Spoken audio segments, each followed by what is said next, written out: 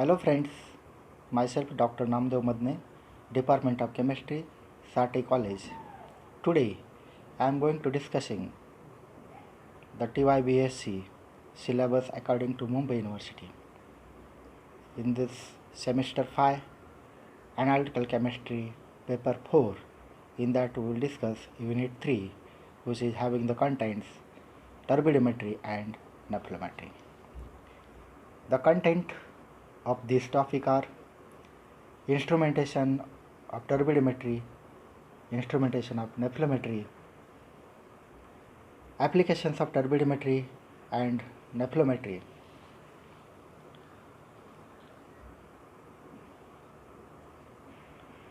Let us first see the instrumentation of turbidimetry. Here in turbidimetry, the principle used is that the plane of polarization of a beam of light changes due to scattering of light by the suspended particles in a solution. Using this principle, turbidimetric analysis can be done. Now let us see, this is the figure of the turbidimeter, which is having the different components, that is source of light, then lens, then filter, primary polarizer, sample shell, half silvered mirror, then crossed polarizers, photo cell 1 and 2. Let us see in detail how the working is going to be taking place. The beam of light coming from the lamp passes through a filter which filters out a monochromatic beam. Then this beam passes into a primary polarizer where it undergoes polarization. Then the polarized beam goes into the sample cell where its plane of polarization is changed due to scattering by the suspended particles. The transmitted light is split into two beams by a half silvered mirror.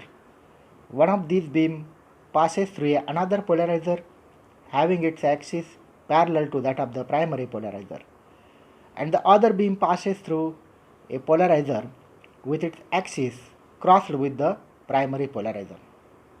The two beams then enter photocell 1 and photocell 2 respectively, where they produce proportionate electric current signals. Due to scattering of light, the electric signals recorded by photocell 1 is decreased while that of photocell 2 is increased. Then the ratio between the two signals is directly proportional to the concentration of the suspended substance in the sample solution. Thus, the relative degree of polarization of the scattered and transmitted beams is used to determine the concentration of the scattering solution. The turbidimeter cannot be used for solutions containing optically active substances like sucrose, glucose, etc.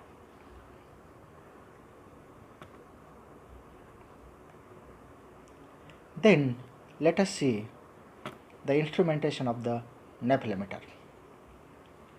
Here, the nephelometer, the intensity of scattered light is measured by using a photomultiplier tube as a detector. This is the figure of the nephelometer,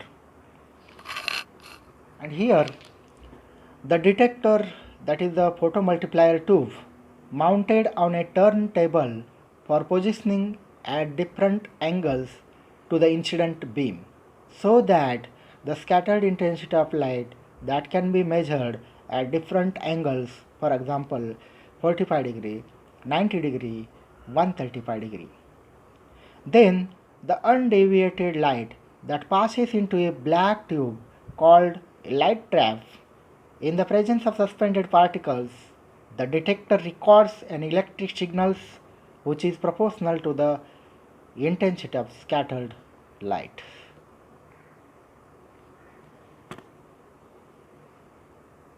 Now let us see the applications of turbidimetry and nephelometry.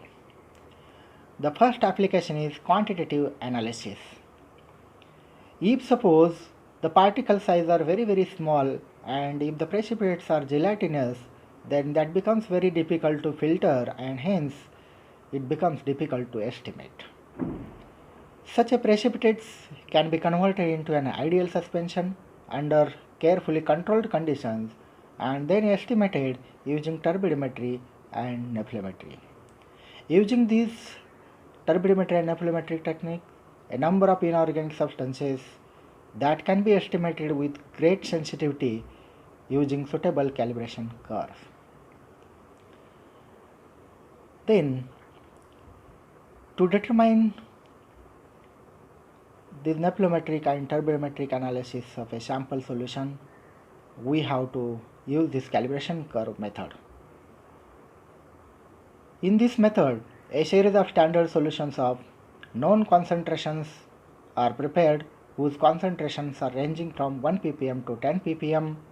Then a calibration curve of turbidence S or intensity of scattered light IS versus the concentration is plotted, and from the calibration curve the concentration of the unknown solution that can be determined.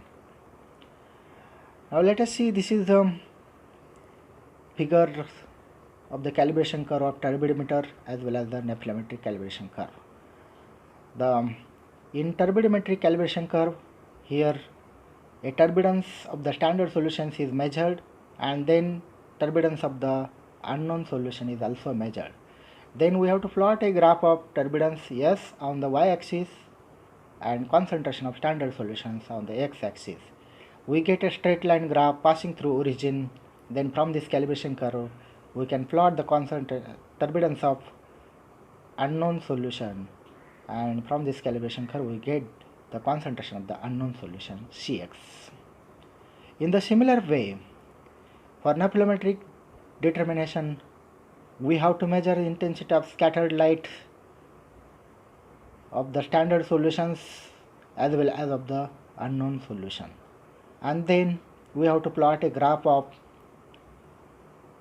intensity of scattered light on y-axis and concentration of the standard solutions on the x-axis.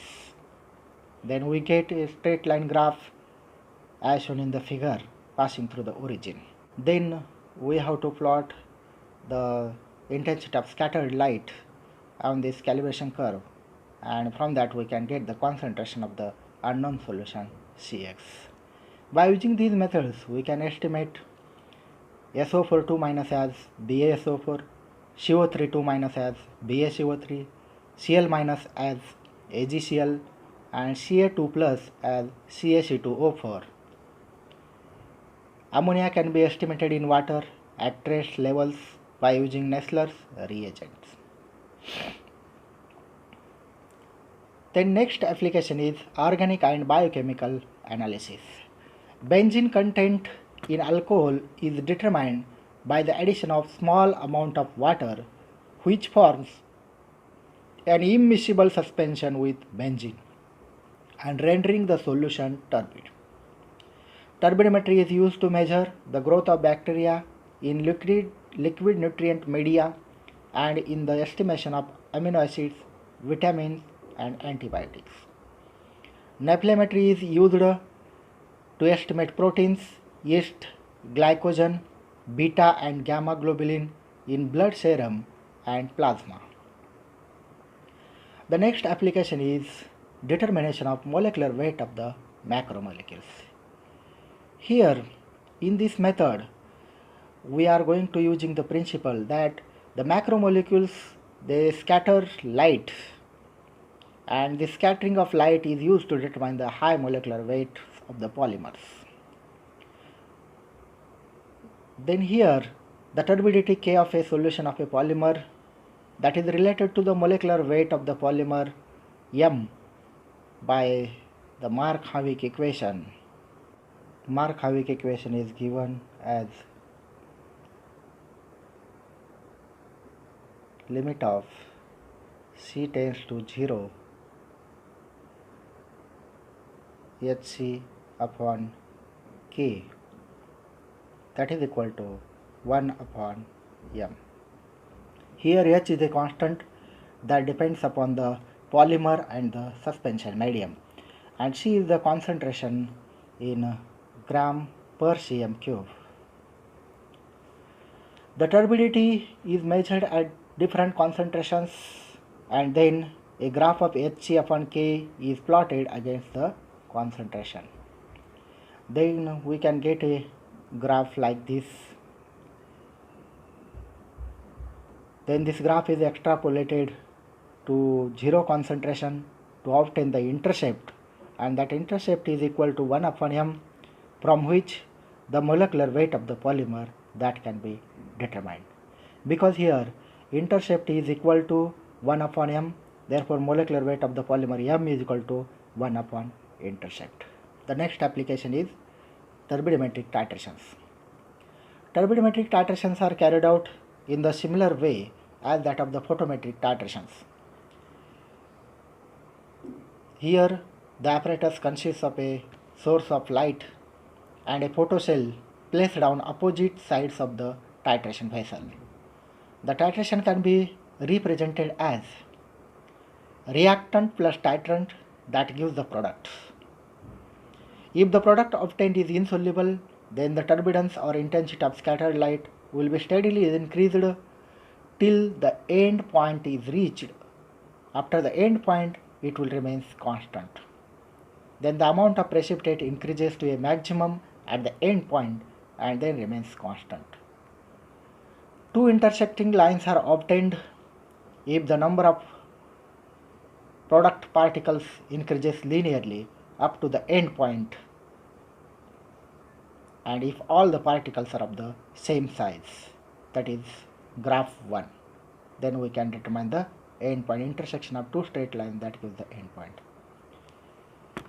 If the particle size is not uniform, then the ascending portion of the graph is not a straight line and it is difficult to detect the exact end point, so we can get a curve like graph 2 so that we are unable to determine the end point. Here the turbidimetric titrations that are used in the range 10 raised to minus 5 to 10 raised to minus 6 molar with an error of about plus or minus 5% for the estimation of fluorides, fluoride against CaCl2, bromide against AgNO3, sulfate as sulfate against BaCl2. Then the next application is phase titrations. In phase titration, a mixture of two immiscible liquids is titrated against a third liquid which is miscible with one of the two liquids but not with the other. For example, water is added to a ethanol benzene mixture, and here water is miscible with ethanol but it is immiscible with benzene. The addition of a sufficient amount of third liquid that produces a turbidity due to the separation of a separate phase. For example, water that produces slight turbidity because it is immiscible in benzene, and therefore a graph of turbidence S against the volume of addition of water to ethanol benzene mixture that is plotted. Initially, if we are measuring the turbidence, we can get a constant turbidence, but at the end point, if we are adding the water, and then we get the slight turbidity that marks the end point. Thank you.